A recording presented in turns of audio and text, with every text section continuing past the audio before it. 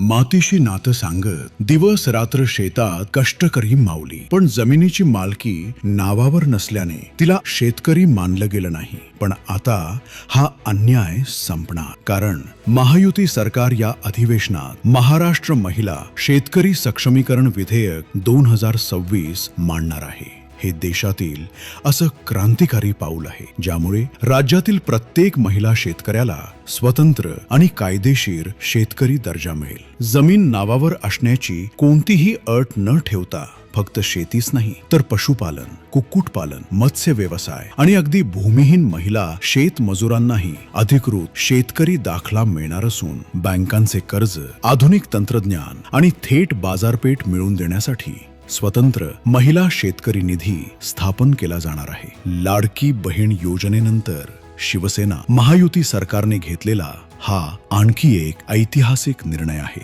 आता लाडक्या बहिणी फक्त शेतात राबणार नाही तर कायदेशीर शेतकरी म्हणून दिमाखात मिरवणार.